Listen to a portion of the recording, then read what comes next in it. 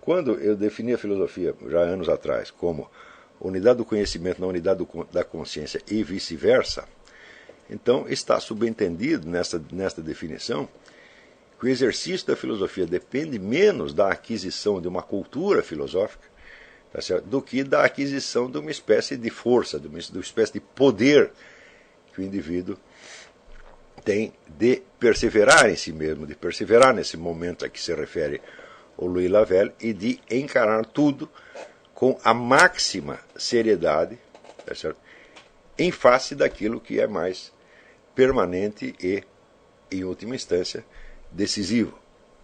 De algum modo, é como você olhar tudo sob a categoria da única certeza que existe, que é a certeza da morte. Quer dizer, você sabe que você vai morrer um dia, você sabe que no instante em que você morrer, a sua vida não poderá sofrer mais transformações, sabe que você terá alcançado a sua forma completa e definitiva, simbolizada, como eu já lhes disse, no caixão de defunto, caixão sextavado, que imita, simboliza os 6 dias da criação e, portanto, o fim do ciclo de transformações, né?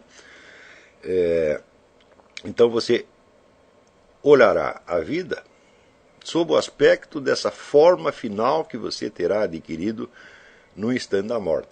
Então, evidentemente, tudo o que é transitório será olhado à luz do que é definitivo.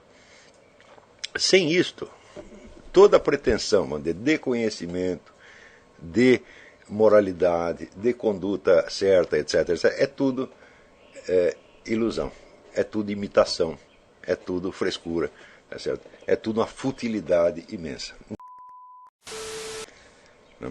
Então,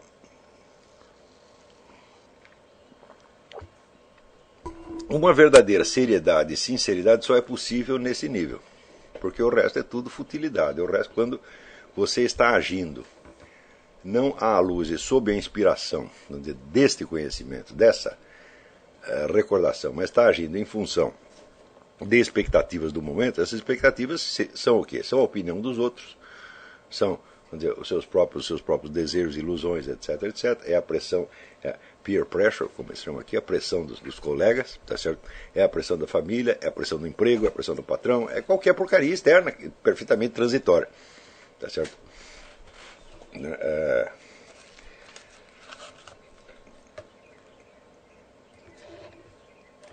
Por exemplo, quem quer que tenha uma família e tenha uma certa idade, ele percebe que ao longo da vida ele fez uma série de sacrifícios inúteis pela família. Se ele tiver sacrificado apenas a sua vaidade, a sua ambição, para favorecer mulher e filhos, tudo bem, mas às vezes ele sacrifica coisas preciosas, coisas espiritualmente preciosas, em função da família, tá certo? E quando ele alcança uma certa idade, ele vê que fez isso, ele vê que não valeu a pena, evidentemente, vê que foi aquela concessão só serviu para corrompê-lo e para corromper a própria família.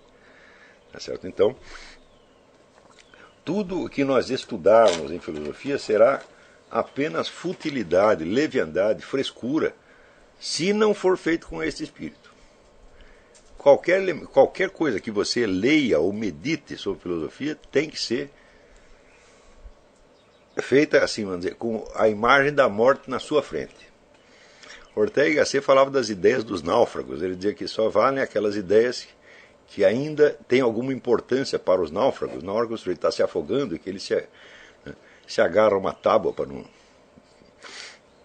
não ser engolido pelas águas. Vamos dizer, quantas das ideias dele, quantas das crenças dele sobrevivem neste momento. Algumas sobrevivem, de certo, mas a maioria não. Tudo aquilo que teve importância num outro momento, de tudo aquilo que teve importância em outro momento, só uma fração muito pequena se conservará viva e atuante nesse momento.